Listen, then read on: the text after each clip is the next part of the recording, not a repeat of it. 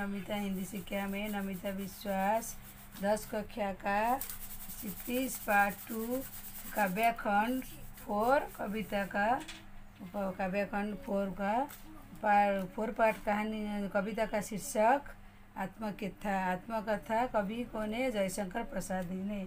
तो आत्मकथा उन्होंने जयशंकर जी प्रसाद ने लिखा है। आत्मकथा लिखा क्यों, कहाँ गया? तो इन्होंने लिखा है कि इसका अंतर क्या है।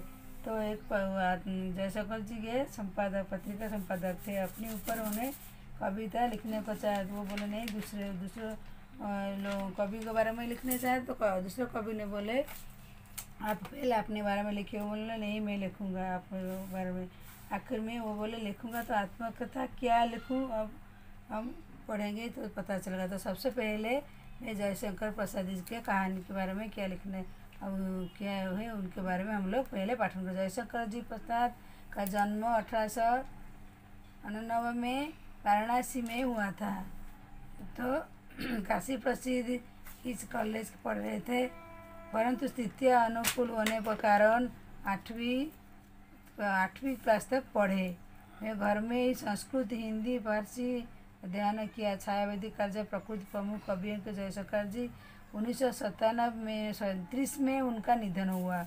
1899 में जन्म हुआ, 1937 में निधन हुआ। तो काव्य का नाम चित्राधारा, कानन कुसुम, आंसू लहर, कामयानी। आधुनिक हिंदी के कृति कामयानी पर थे। चंद्र, चंद्रगुप्त और प्रधानमंत्री नाटक सब उन्होंने लिखी थी। तो प्रसाद साहित्य जीवन ने कोमल माधुरी शक्ति और आज साहित्य को माना जाता है। छायावादी कविता की काल्पनिकता, सौंदर्य, सूक्ष्म चिंतन, प्रकृति प्रेम, देश प्रेम, शरीर लेखन का उनकी कविता की प्रमुख विशेषता है। इतिहास और दर्शन उनकी गहरी रुचि में उनके साहित्य में स्पष्ट दिखाई देती है। तो जयशंकर प्रसाद जी के अभी हम लोग उनका जो कविता है आत्मकथा, अभी कविता आत्मकथा को हम लोग अभी पठन करेंगे। तो दूसरे पेज में क्या है, प्रेमचंद संपादकीय पत्रिका। तो उन्होंने एक आत्मकथा लिखेंगे बोले, निकाला हुआ।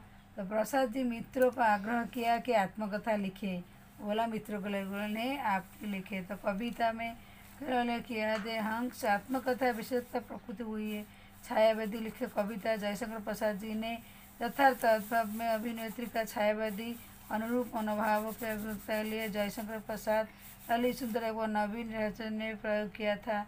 इन्हें शब्द में एक विज्ञ सहारा उन्होंने बताया कि उनके जीवन में कथा सामान्य व्यक्ति जीवन की कथा, इसमें ऐसा कुछ भी नहीं है जिसे महान रोचक मानकर वाह करें। कुल मिलाकर इस कविता में तरफ कविता यथार्थ स्वीकृति, दूसरी तरफ महान कवि की विनम्रता थी। तो उनका आत्महत्या का अभी हम लोग पठन करेंगे। तो उनका पहले पंक्ति क्या, मधुर गुनगुना कर कहा जाता कौन कहानी यहाँ अपनी मुरझा कर गिर रही पत्तियाँ देखो कितनी आज धनी। तो इस गंभीर अनंत नीलिमा में असंख्य जीवन इतिहास। तो कवि हरिशंकर, तो कवि जयशंकर जी ने कविता में कवि आत्मकथा लिखने के कारण बताया। कहते हैं कि प्रत्येक व्यक्ति का मौन रूपी भरा प्रेम गीत गाथा अपनी कहानी है। झरते पत्तियों और इशारा करते कवि कहते हैं कि आज असंख्य मुरझाकर गिर रही है पता पानी, उनकी जीवन लीला समाप्त है। इस प्रकार नील आकाश नीचे पल पल अनिगित जीवन का इतिहास वन और विखंड है। तो यहाँ लोग करते ही रहते अपना भाग्य मलिन उपवास, तब भी कहते हैं वो कि कभी डालो दुर्बता अपनी पति। तो कबीर जयशंकर जी ने कहते हैं कि यहाँ लोग करते रहते अपना भाग्य मलिक सम, तब भी कहते हो कह झालो दुर्बलता लोग बीती। तो किंतु कहीं ऐसा न हो तुम ही खाने करने, तुम सुनकर सुख पाओगे देखने तरह हागर की रीति। तो इस माध्यम से कवि जयशंकर जी ने कहते संसार में हर कुछ अंचल कुछ भी स्थिर नहीं है। प्रत्येक व्यक्ति दूसरे के मजाक बनाने लगे हैं। हर किसी दूसरे को कवि अपनी कवि कोई कहता है कि जानने हुए भी मेरी आत्मकथा जानना चाहते हूँ। कवि कहते हैं कि यदि यहाँ उन पर बीती हुई कहानी सुनना चाहते लोगों से आनंद मिलेगा, परंतु साथ ही साथ भी देखेंगे कवि जीवन सुख और प्रसन्नता बिल्कुल ही खाली है। और रीति है, किंतु कहीं ऐसा ना हो कि तुम ही खाली करने वाले अपने को समझो, मेरा रमे अपने मरने वाले, यहाँ विडम्बना अरी सरल तरी हंसी रहने में। तो कवि इस माध्यम से कहते हैं कि संसार में हर कुछ चंचल, तो यहाँ पर चंचल है तो नहीं, प्रत्येक व्यक्ति का मजाक बनाने का दूसरे का आती है। तो कहना है यदि कोई हुई कहानी उससे आनंद मिलेगा, परंतु साथ हो तो देखने कभी जीवन में सुख प्रसन्नता बिल्कुल नहीं है। तो कवि कहते हैं किंतु कहीं ऐसा ना हो तुम भी खाली करने वाले अपनों को समझे, मेरा रस लो अपनी मरने वाले, यहाँ विडम्बना हरी सरला तो हंसी तेरी उड़ाऊँ में, भूले अपनी यह पचना कर दिखाऊँ मैं। कभी कहते हैं जीवन सब समान के तलावा जीवन में पाना चाहते उनके पास आकर भी दूर गया, तो यहाँ उनके लिए भी अपनी इन कमजोरियाँ का वखान करने जगह सही से करना चाह जाने कहानी नहीं सुनना चाहते।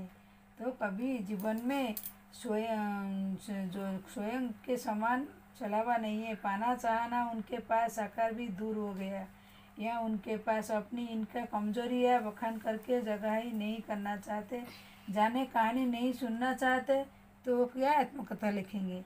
तो और दूसरी पंक्ति क्या है, दिलाऊं मैं, तो दूसरी क्या है, उज्जवल गाथा कैसे गाऊं मधुर चांदनी रात की, उसे खिलखिलाकर हंसता खोने वाली रात की, मिला कहाँ पर सूरज जिसका देखकर जरा गया।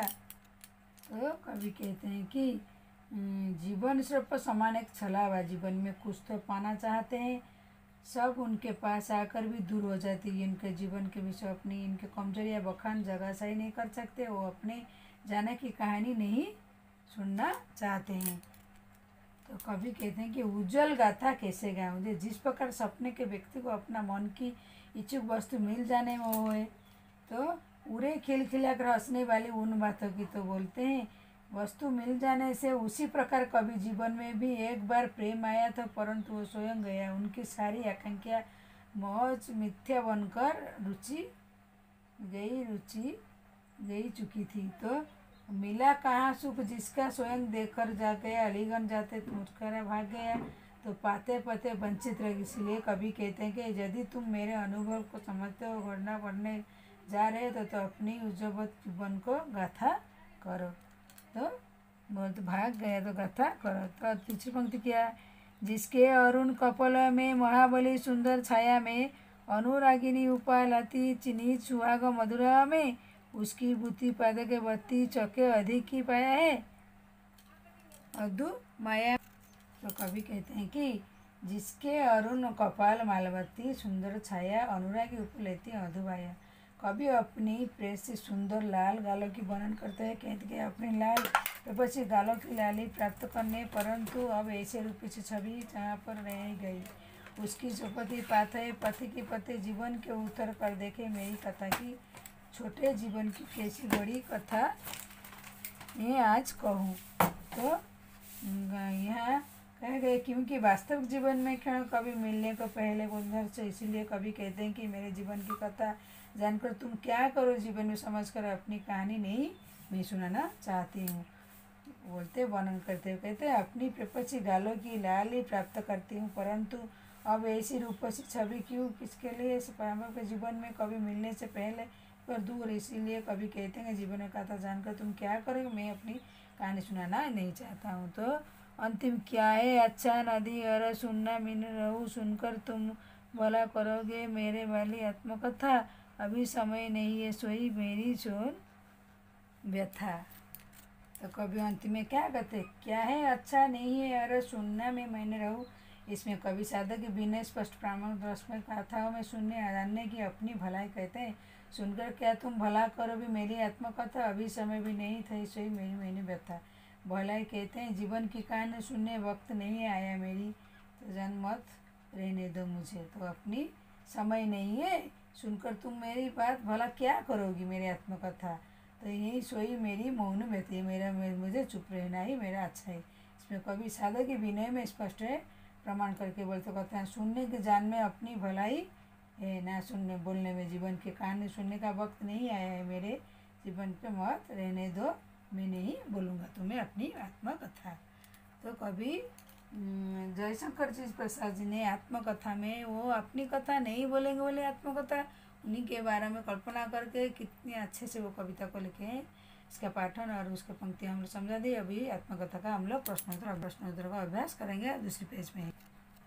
तो पहला प्रश्न क्या है, कभी आत्मकथा लिखते क्यों बचना चाहते हैं? कभी आत्मकथा पढ़ना चाहते क्योंकि जीवन के दुखदायी घटना के हरा पड़ा है। अपनी सरलता करता उन्होंने कई धोखा भी पाया है। मजाक का कारण नहीं बनना चाहता, इसीलिए वो बनना चाहते हैं।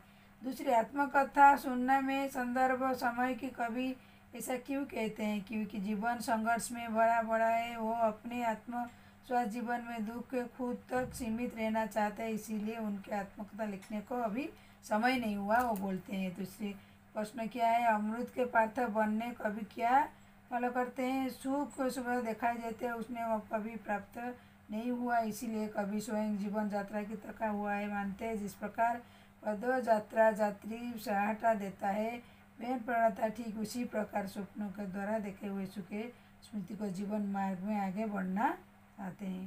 तो चतुर्थ प्रश्न क्या है, कभी कहना चाहते हैं कि प्रेम कभी सपनों को दिखा रहे हैं। तो क प्रश्न में क्या है, 4 प्रश्न का, मिला कहाँ तुम जिसका स्वयं देखकर जा गया, आलिंगन जाते मुख्य भाषा जो आ गया। तो कभी कहना चाहते हैं जिस प्रेम में कभी सपने देख रहे थे उन्हें कभी प्राप्त नहीं हुआ, जीवन हमेशा उनका सुख से वंचित है। सुख बेहद करीब आते हैं, उसमें टूट जाता है। ख प्रश्न, जिसके अरुण कपल में मत वाली सुंदर छाया अनुभूति लेती है सुहाग मधु माया में।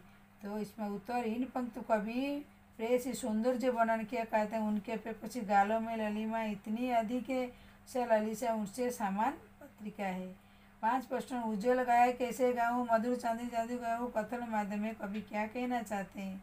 सामने पकड़ना चाहते हैं कि चांदनी दांतों में बिताए गए सुखदायक विषय उज्ज्वल कथा तरह स्मृतियों को और बताकर अपना मजाक नहीं उड़ाना चाहता हूँ, इसलिए आपको तक अपनी संपत्ति अपने पास रखना चाहती हूँ। 6 पर आत्मकथा कविता में काव्यभाषी का विशेषण क्या है?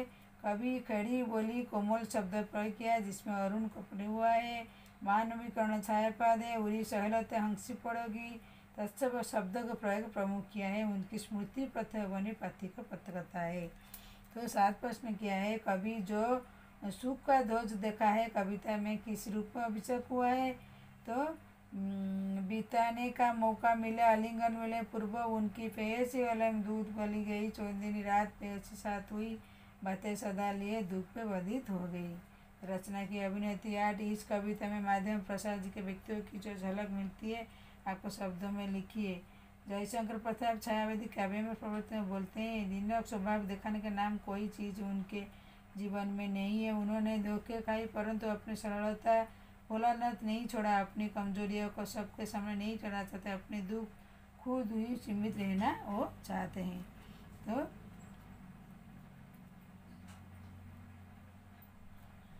अपनी दुख का अपनी सीमित में वो रखना चाहते हैं। तो कवि जयशंकर जी ने तो कभी 8 प्रश्न कहते हैं, आप किन व्यक्तियों का आत्मकथा पढ़ना चाहते होंगे? सुख दिया, अपने देश का आन बान शान ले ठोकरे खाई, संघर्ष किया, आवश्यकता पड़े मौत भी गले ले लिया, राणा प्रताप, भगत सिंह, चंद्रशेखर उन्हीं के चाहते हैं। 9 प्रश्न, कोई भी अपनी आत्मकथा लिख सकता है, उसके लिए विशेष बड़ा होना जरूरी है। रूप कम करने वाले रलदार आधारी बहुत द्वारा सराहिए। आत्मकथा शैली बारे में कुछ लिखिए। स्टूडेंट, आप कोई भी लेखक है, आत्मकथा आप इतने विषय पढ़ रहे हैं तो आप ही खुद ही आत्मकथा किसी कवि को आपको अच्छा लगता है, खुश होंगे, आप लिख सकते हो। अन्य पत्र में क्या है, मूर्छा कर गिरी पड़ी पतियाँ किसका प्रतीक है? तो जीवन में आए दुख निरसाय प्रतीक है। कवि जीवन में आए दुख वृक्ष के प्रति समान गिरकर एक क्रमश याद रखते हैं। तो दूसरी प्रश्न, असंख्य जीवन इतिहास के कवि किस संकेत करते हैं? असंख्य जीवन जिन्होंने अपनी अपनी आत्मकथा लिखी, अपनी दुर्बलता उल्लेख किया, उन लोगों के मौलिक उपहास सामना करना पड़ा। 3 प्रश्न, कवि के मित्र उनसे क्या आग्रह करते हैं? आग्रह करते हैं कि चाहते हैं क्योंकि उसने पहली बार अनेक लोगों की आत्मकथा लिखी, उसमें उन्होंने अपनी उपलब्धियों के साथ साथ दुर्बलता उल्लेख किया जिससे उपहास पात्र बनेंगे। कभी को अपनी गागा रीति क्यों लगती है? जीवन में कोई विशेष उपलब्धि हासिल नहीं सकी, उसकी पत्नी असमय मृत्यु हो जाने का अवसर जिस तू कल्पना की तो उसके पास मात्र खप्र बनकर गया। तो 5 प्रश्न तुम ही खाली करके वाले माध्यम कवि किनसे क्या कहना चाहते हैं? कि उनसे आत्मकथा लिखने का आग्रह नहीं है, उनसे कहना चाहते हैं मेरी आत्मकथा जीवन कटु अनुभव सुनकर तुम जीवन में रह किन बनाकर सुन पर भले तुम्हें स्वयं हो। कभी किसी की हंसी नहीं उड़ाना चाहते, इसके कारण अपने छलपट प्रशंसा शिकार होना पड़ा। इस पर भी कभी अपनी इस सरलता उपवास नहीं उड़ाना चाहते, भले ही सरलता उनके कष्ट कारण रही है, पर वो आत्मकथा नहीं लिखना चाहते। तो किसी भी कभी साथ अपनी आत्मकथा निर्लिप्त तत्व में क्या करना चाहते हैं? अपनी सरलता और दुखों का कारण नहीं, वो अपने जीवन के गई भूलों को दिखाना चाहते हैं। वो अपनी प्रेय से बिताना सुख दुख पत्तों को सबसे नहीं कहना चाहते। वो अपने जीवन का दुर्पक्ष उल्लेख नहीं करना चाहते। कभी अपने जीवन को उज्जवल गाथा किसे कहना चाहते हैं? किसे कहना क्यों नहीं चाहते? उज्जवल क्षण अपनी पत्नी के साथ बीते, उसके साथ हंसकर खिलकर बातें बताई। सुख दुख जीवन के उज्जवल गाथा क्या है? कभी के सुख दुख बन करके स्पष्ट कीजिए। परंतु सुख दुख के लिए स्पर्श से भरती समझते आँख खुलते ही स्वयं जीवन में कठोर दृढ़ता, अपनी पति के साथ कुछ सुख बिताए क्षणी के पत्नी के आत्मा असामी की मृत्यु के कारण बड़े दुखी संप बनकर रह गई है।